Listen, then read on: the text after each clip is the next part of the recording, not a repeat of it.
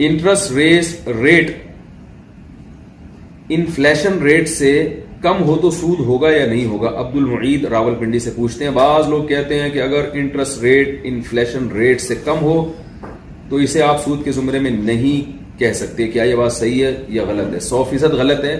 Interest rate کا کسی اور ریٹ سے کوئی تعلق نہیں ہے. وہ 1 روپیہ بھی اگر آپ ایگریمنٹ کر کے سود لیں گے تو وہ بھی حرام ہے.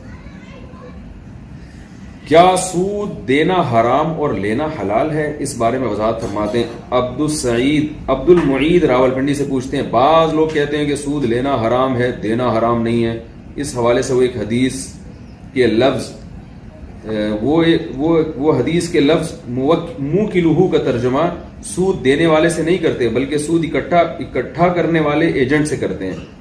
اس بارے میں وضاحت فرما دیں.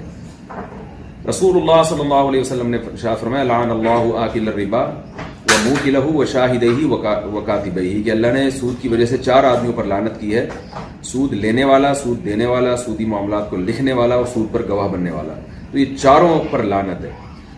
البتہ یہ ضرور ہے کہ لعنت تو چاروں پر ہے، لیکن ظاہر ہے جو سود کھا رہا ہے وہ بڑا گناہ گار ہے، جو کھلا رہا ہے وہ اس کی نسبت چھوٹا گناہ گار ہے، جو گواہ بن رہا ہے وہ لینے اور دینے والے کی نسبت چھوٹا گناہ گار ہے، کیونکہ وہ گناہ پر معاونت کر رہا ہے، براہ راست گناہ نہیں کر رہا. اور جو لکھ رہا ہے وہ بھی کھانے والے کی نسبت کم درجے کا گناہ گار ہے. تو لعنت تو چاروں پر ہے، لیکن گناہوں کے مراتب میں بہرحال فرق ہے. اسی وجہ سے علماء کہتے ہیں کہ سود لینے کی کسی قیمت پہ گنجائش نہیں ہے اسلام میں، سود کھانے کی یا سود لینے کی. البتہ سودی قرضہ لینا یہ بعض شدید مجبوریوں میں اس کی گنجائش ہے. آپ کے کھانے کے لالے پڑے ہوئے، کوئی آپ کو قرضہ دینے کے لیے تیار نہیں ہے، حلال قرضہ، تو بھوک اور پیاس کی افلاس سے بچنے کے لیے ایسی صورت میں آپ کو جب کوئی بغیر سود کے قرضہ دینے کے لیے تیار نہ ہو تو ایسی صورت میں مجبوری میں سودی قرضہ لینے کی گنجائش ہے، کیونکہ جو کھانے کا گناہ ہے وہ بہرحال سود دینے کے گناہ سے کئی گنا بڑھ کر ہے، لیکن حرام ہونے میں چاروں برابر ہیں. میاں بیوی میں مسلکی اختلاف کا حل. ثاقب صاحب دبئی سے سوال پوچھتے ہیں. میں ان کا پورا سوال جان کر نہیں پڑھ رہا، کوئی ایک فرقواریت کی ایک آگ لگ سکتی ہے، تو کوشش یہی کرتا ہوں کہ ایسے مسائل جن سے کوئی فرقواریت کو شہ ملتی ہو وہ نہ پڑے جائیں. تو ان کا میں خلاصہ سنا دیتا ہوں کہ بیگم کا مسلک الگ ہے، میاں صاحب کا مسلک الگ ہے. تو پہلی بات تو یہ دیکھیں، کسی ایسے مسلک میں شادی کرنا جس کے عقائد بالکل ہی اہل سنت والجماعت سے منحرف ہوں وہ تو جائز ہی نہیں، جو بالکل ہی قرآن و سنت، کیونکہ بعض مسلک ایسے ہیں جن کے بارے میں پوری امت کا اتفاق ہے کہ وہ لیبل تو اسلام کا لگاتے ہیں مگر وہ بہرحال مسلمان نہیں ہے. تو ایسے مسلک میں تو وہ اسلام کا مسلک نہیں ہوگا. بہت سارے ہیں، میں نام بھی لوں گا، جو یعنی نہ قرآن کو مانتے ہیں نہ حدیث کو مانتے ہیں. ان کے اپنے ہی کچھ مخصوص قسم کی شخصیات کو انہوں نے خدا بنایا ہوا ہے اور بس اسلام کا لیبل استعمال کر رہے ہیں.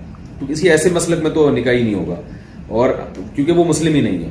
اور اگر کوئی ایسا مسلک ہے جو بہرحال مسلم ہے، اہل سنت والجماعت کے خاص طور پر جو 4 مکاتب فکر ہیں، یا قرآن و سنت کو کسی بھی درجے میں حجت مانتا ہو، تو پھر ایسے مسلک میں جب نکاح ہو گیا تو ان کے جو بھی اختلافات ہوں گے، تو پہلی بات اختلاف ہوں گے کیوں ان کے، تو وہ اپنے مسلک، جیسے کسی حنفی نے شافی سے نکاح کر لیا تو شافی عورت اپنے مسلک کے مطابق نماز پڑھ لے، حنفی اپنے مسلک کے مطابق نماز پڑھے، اس میں کیا جا رہا ہے؟ وہ رفع الیدین کر لے گی یا نہ کرے، وہ زور سے، ان کے مرد زور سے آمین کہیں گے، آپ کے مرد آہستہ، وہ جھینگا کھا لے، کیکڑے کھا لے، آپ نہ کھائیں.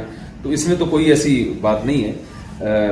جب شریعت نے ہمیں عیسائی عورت سے نکاح کی اجازت دے دی ہے، اہل کتاب عورت سے، تو آپ سوچیں اس کا اختلاف تو یہ آپس کے جو مسلمانوں کے مسلک ہیں ان اختلاف سے کئی گنا زیادہ ہے. تو میاں بیوی کے جو آپس میں جو رہن سہن ہے ان چیزوں میں وہ جوڑ پیدا کر سکتے